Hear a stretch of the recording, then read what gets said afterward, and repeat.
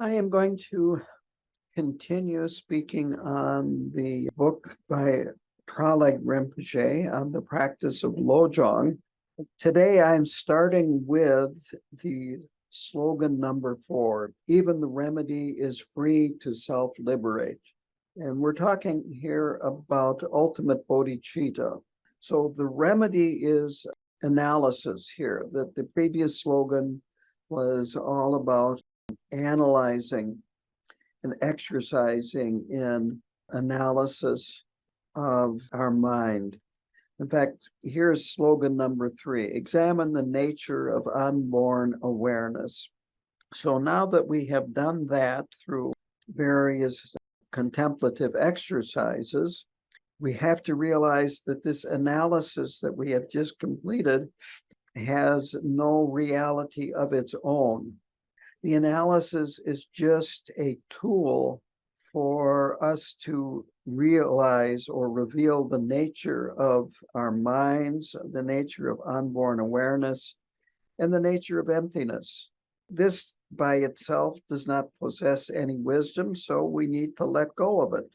The analogy that Traleg Rinpoche used is a knife cannot cut itself, and the analysis can't dissect itself. So we simply let go of it and rest the mind in the natural state. Since the remedy is conceptuality and the natural state is non-conceptual, if we let go of it, then there's nothing there for the mind to refer to. The concepts will naturally subside, and this will help us go beyond conceptuality. This is a necessary point, to let go of reference points. Just rest in this natural state, which is slogan number 5. That's the next one on this process of ultimate bodhicitta and resting in it. So slogan number 5 is rest in the natural state, the basis of all. So we have been resting in shamatha meditation. Now the basis of all has 2 different meanings or 2 different perspectives. The basis of all can be the all base or storehouse consciousness, which is the basis of all our delusory experiences. In this book, Traleg Rinpoche refers to it as the, quote, basic consciousness, unquote. The other way to look at this is our, quote, wisdom consciousness, unquote. And this is the ground of both our delusory and our non-delusory experiences. This is where co-emergent wisdom arises from. It's neutral in that it is the source of both our negative and our positive thoughts. Traleg Rinpoche quotes Milarepa at this point, so I'm going to quote also. I understood that in general, all things related to samsara and nirvana are interdependent. Furthermore, I perceived that the source of consciousness is neutral. Samsara is the result of a wrong point of view. Nirvana is realized through perfect awareness. I perceived that the essence of both lay in an empty and luminous awareness. So he's talking here about, does this mean the basic consciousness or this wisdom consciousness?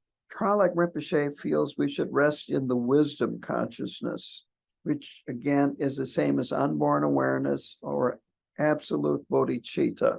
Another way to put this is that this is our noble Buddha nature. So going back to that basic consciousness, to explain this aspect in more detail, we have our 5 sense consciousnesses. Talked about this in our previous book. Then we have the mind consciousness, which takes in what the 5 sense consciousness send to it. And then we've got the klesha or the egotistic consciousness, the 7 consciousness. And then the 8th, which is this basic consciousness, which stores our karma, stores our habitual patterns, our memories. All of that is in our basic consciousness. So it really takes in everything from the seven consciousness and stores it. I think it would be okay to consider that eighth consciousness is kind of like the hard drive. That's where everything gets put. And then it comes up in the form of memories, habitual patterns, and judgments and viewpoints, opinions, and so forth. So to continue on that, this eighth consciousness is what we're actually needing to deal with, to purify it. That is this eighth consciousness that comes up with relative reality. And a term that I have been using lately, which it's again not in the book, but I like the idea of separate reality, that everybody sees things differently. I was just talking to a person today that was talking about family issues. It's interesting that we see things in the human realm, we see certain things the way all humans see it. But then we have the country that we live in, and we tend to see things as citizens of the United States, centered around citizens of the United States. Or if you're in Canada, Canada, and so forth. And then there are smaller groups. It can be cultural groups. It can be based on race. It can be, I live in Wisconsin, and people in Wisconsin see things a little different as a group than people in Minnesota. There's a lot of similarities, but there are differences. Or Iowa or Illinois or whatever, take your pick. And then you get down to smaller and smaller groups like your friendship group.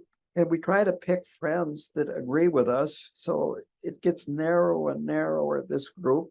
But now it seems that a lot of people think that the problems come from diversity, that they're not like us. And if we just had more people like us and agreed with us and yada, yada, yada, things would be all better. Well, where I'm going with this is I talked to a woman today about family things and total chaos. Nobody can agree on anything. They're fighting with each other, denial, take your pick of words. I heard gaslighting, lying, a few other words too, and it's just total chaos. Well, this is a separate reality. Everybody is seeing things the way that they want to see things are, and it's all a matter of projecting your own viewpoint.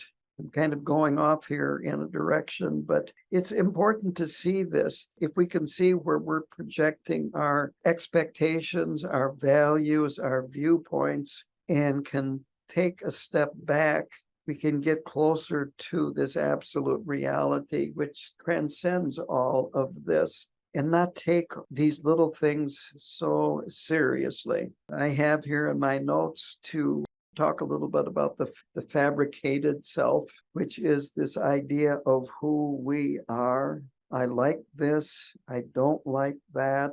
I like to read a certain type of book or see a certain kind of movie. I have certain colors that I like. I like to be out in nature, or I'd rather be in a big city where they've got all these activities, that it's boring out here in the country, and on and on and on, that we have all these ideas of who we are. It's just put together from parts. It's fabricated from parts. We just take on information from our environment, from what people tell us, what we see in the media when we're young, what our teachers tell us. And it might be that they're telling us we're a smart student, a good student, and we take on that attitude. Or it might be that we're just nothing but a troublemaker, and if we keep on going that direction, you're going to end up in prison, and everything in between, and we take this on. But meanwhile, we keep on changing. I was bringing this up this weekend in my talk. Let's say we're middle-aged. We can say, well, such and such happened to me when I was a kid, and there's nothing I can do about it. And that's solidifying your experience. If there's nothing you can do about it, you can't change. And this is this fabricated self. It becomes solid. We think this is who we are. But in actuality, it's all in our mind that thinks I can't change, or this is the way I am, and I'm not going to change. And all of this, again, goes back to our basic consciousness and all kinds of conceptions. And if we can let go of the conceptions, there's a huge amount of space. With the conceptions, with the idea of this is who I am, there's nothing I can do about it, there's no space. This basic mind, he quotes Jamgon Khantrul, the mind that grasps two is not located anywhere externally or internally and does not exist concretely with a color or a shape. From the continuity of ego clinging, which mistakes that which isn't a self for something which is, comes the eight consciousnesses, which are like sky flowers, empty from the beginning. So to bring this back to the book, that our mind has no location, it's not substance, it doesn't have parts, it doesn't have a history, it doesn't have a future, because it's beyond all of this. It's beginningless and it's endless. So this state of bare awareness is this absolute bodhicitta. Another name is our wisdom consciousness. There are a lot of ways to rest in this uncontrived or natural state. Mingyur Rinpoche uses the term objectless shamatha. It's just maintaining the sense of bare awareness without focusing it on anything, forcing it, and just letting your mind be. In order to do this, it takes training. We have to tame the mind first, and then we engage in a lot of shamatha with an object. Then eventually we can rest in shamatha without an object, and then go into this vipassana analysis. And as the slogans say, then even the remedy is let go, and then we rest in this basic state. So that is this slogan, rest in the natural state, the basis of all is wisdom consciousness. The next slogan is, in post-meditation, be a child of illusion. When you are finished with your meditation, then maintain the best that you can this perspective of the insubstantial nature of things. It's difficult to do, and of course, sometimes you will and sometimes you won't, but do what you can, at least try. He recommends that instead of seeing people and things as discrete and unique, bring in this understanding of interdependent arising into your lives, into your daily activities, into your relationships with others, with the environment, objects in the environment, and so forth. Instead of thinking that things are solid and unique and self-existing, realize that these things are all in this relationship of interdependence. In doing so, to keep in mind when you have feelings of love or compassion, when they're coming from a confused point of view, they are usually mixed with egotistical emotions too, with negative emotions. That love can be mixed with desire and satisfying your own pleasure. Compassion frequently is mistaken or mixed with pity, which is you're up here and the object of compassion is down here. And it's actually used to reinforce your own ego. I must be a great person because I like to rescue dogs, and this sort of thing. You get a feeling of self-worth because you're supposed to have compassion. The Buddha said it's important to have compassion. And since I have compassion, I must be an important person. I must be really better than I really think I am. So it's important to understand and see our personal narratives that we attach to actions that are very good actions, that self-pity, hopelessness, resentment, and anger can be mixed in with our very noble feelings. And it's the way we are as confused sentient beings. It takes a bodhisattva to have pure love, to have pure compassion. It's a bit like GPS. With our mundane GPS, it automatically enters where you are located and you put in where you want to go. With this kind of GPS, we know where we want to go, which is Buddhahood. We want to get out. But what we have to put in is where we are before we can know how to get to where we want to go. And in order to know where you are, you have to see yourself very, very clearly. Your faults, your good qualities, your habitual patterns, and so on. So we have to guard against these illusions and not take our lives too seriously, our mundane lives. In his words, we need to maintain a balance between our feelings for others and our self-absorption. We can exaggerate and misperceive things that are happening in our daily lives and take them as too real. And that's what this slogan is about, is being a child of illusion, letting go of this fixation that we have on ourselves and its things being solid and independent. If we can contemplate this properly during our daily lives, we can see things from a different perspective, a very different perspective, in fact. He uses the example of mistaking a rope for a snake. If you make that mistake, if you see a rope lying in the grass and think it's a snake, fear arises, and you may back up pretty quickly or even run, or maybe you'll want to kill the snake. But it's an error of perception. It's really an illusion. So the error of perception that is being referred to here is that seeing others as independently existing, as separate individuals.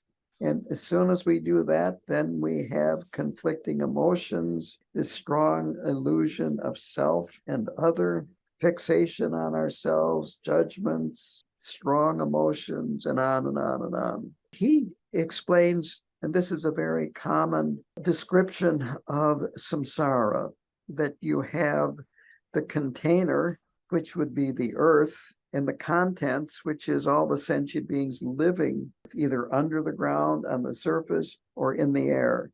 And all of them are moving, whether it be physically or emotionally, they're interacting, they have an impact on others.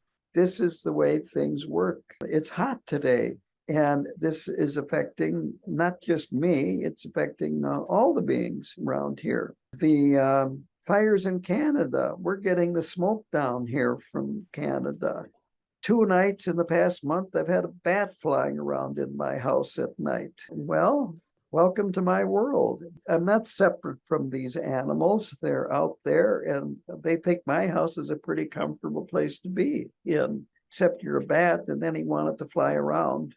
Anyway, it's almost illusory to think that I am here. This is my house, and nobody else in the animal world should get in. I once asked Rinpoche a question about how to relate to insect pests and animal pests. And he said, remember, they have no territory and you have no territory. But we get territorial and think this is my house and it's not your house. I have woodpeckers that peck on the side of the house on the wood siding, and I've yet to been able to explain to them that this is my house and not their house. And the same thing with squirrels and a whole long list of insects and other animals, that this is the world we live in. And it's important to see it this way, that if we can let go of this I and other, this opens up our heart to some loving kindness and some compassion. We can see situations that are related to ourselves in a very close way, and we can open up our heart to others and to the situation. And this can help protect us from having these very selfish, self-oriented emotions mixed in with our love and compassion. Tralik Rinpoche calls it adopting the right view. So through this, be a child of illusion in post-meditation, we learn to think differently. Rather than trying to stop thoughts from arising, to see them as just being interdependent and coming and going, and to let our compassion, let our heart open up, but have as little influence as possible on our selfish interests, even if it's just intellectually. Add this perspective of absolute bodhicitta, it can add a lot of resources to our relative bodhicitta practices. So then the book goes into relative bodhicitta. This kind of finishes up, at least temporarily, talking about ultimate bodhicitta. Before I get into relative bodhicitta, I want to re-emphasize the fact that the rest of the book from here on is really based on this absolute bodhicitta, this idea of viewing our experience in post-meditation as being like a dream, as not being solid, as being a result of cause and effect, and fluid and changeable, and so forth. So relative bodhicitta is cultivating compassion. He compares it with moisture. The compassion is like moisture that allows other virtues to grow. If we are very self-centered and self-oriented, self-centered, these other virtues will not grow. It's impossible. We can try, but they will really not have a chance to grow. So compassion is cultivating a non-egotistical understanding of the world and learning to evaluate ourselves from that perspective. And this is a non-diluted perspective. Coming from the egoistic perspective, it's always diluted. It's never seeing things clearly. It's always through the lens of, this is about my viewpoint. This is about how this affects me. So relative bodhicitta helps us train to develop an intelligence that is capable of transcending egoism. It's a panoramic perspective. And again, the basis is absolute bodhicitta. This panoramic perspective, I've heard it explained a number of different ways. Trungpa Rinpoche would use an aerial view. And I've also heard it's like looking from the top of the mountain versus the bottom of the valley, that you see a lot more at the top of the mountain. I think nowadays we could say it's like a drone. You see the bigger picture. There's some space, distance between the aerial view and what's actually happening. You could say it's like seeing the trees, but realizing the trees are part of a forest. So it's important to remember this absolute bodhicitta view of regard all phenomena as like a dream. And it's good to have our compassionate acts combined with our intelligence, our wisdom, and our impartiality. So in post-meditation, we're trying to learn to think a different way. We're not trying to stop the thoughts. Compassion is important because what creates bodhisattvas and these great Mahayana masters is, it is compassion, having compassion for others. And the bodhisattvas could be called the mothers of the Buddhas, that you have to become a bodhisattva before you can become a Buddha. So meditating on love and compassion, which is what we're going to be doing now in the next slogans, it's equivalent for making a preparation for a journey. You could say it's like packing your bags, studying a map, and so forth. So we practice the paramitas of generosity, patience, diligence, morality, and this helps us prepare for the journey. So this Lojong, which is a mind training, is preparing us to take this journey on the path. Tralag Rinpoche then goes into the meaning of Lojong. Lo is short for Lodro, or intelligence. It means more than contemplation. It means changing the whole way we see, think, feel, and perceive. And the Jong, of course, is training. Bodhicitta is awakening the mind. It has, in terms of relative bodhicitta, aspiring or aspiration bodhicitta, which is intention, and active or action bodhicitta, which is actually engaging, having actions of body, speech, and mind that propel you on the path. In the Bodhisattva's way of life, Shantideva, explains it this way: wishing to depart and setting out upon the road. This is how the difference is conceived. The wise and learned thus should understand the difference which is ordered and progressive. So aspiration, bodhicitta, is wishing to depart. Setting upon the road is the engagement. When we cultivate compassion, we want to do it with equanimity. Everybody suffers, even if it isn't visible. If you read the news, it's amazing how the rich, the famous, the powerful suffer. It might not be obvious. It might be easy to become envious of people in that position.